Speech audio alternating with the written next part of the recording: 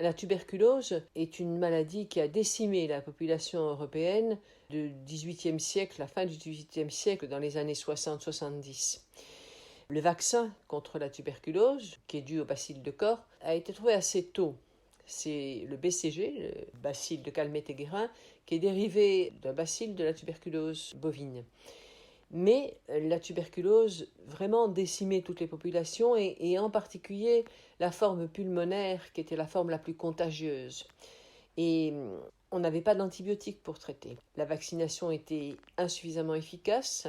Donc, quand quelqu'un était atteint de tuberculose pulmonaire, étant donné que le bacille était sensible à l'oxygène, il fallait l'oxygène pour vivre, eh bien, on avait trouvé comme thérapeutique, grâce à, par exemple, les deux prototypes que vous avez sous les yeux, avec une aiguille, on piquait au niveau entre deux côtes, et on introduisait de l'air entre les deux feuillets de la plèvre, feuillet viscéral, feuillet pariétal, créant ainsi un pneumothorax.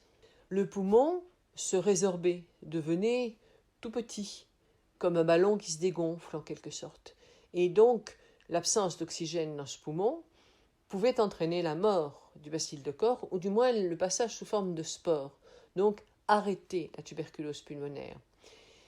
On réitérait tous les 15 jours un pneumothorax jusqu'à ce qu'on estime que, ma foi, la guérison arrivait.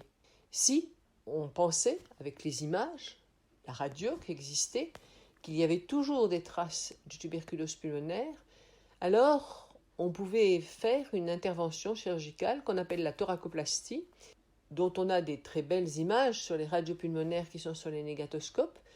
Cette intervention consistait à enlever des côtes, ce qui permettait de faire affaisser la masse musculaire et la peau sur le poumon, donc faire affaisser le poumon, et en plus on mettait dans la cavité pulmonaire des billes d'acrylique de manière à vraiment ce que le poumon prenne le moins de place possible, donc que le bacille ait le moins de zones possible pour se développer. Et cette thoracoplastie permettait, dans un certain nombre de cas, de guérir la tuberculose pulmonaire.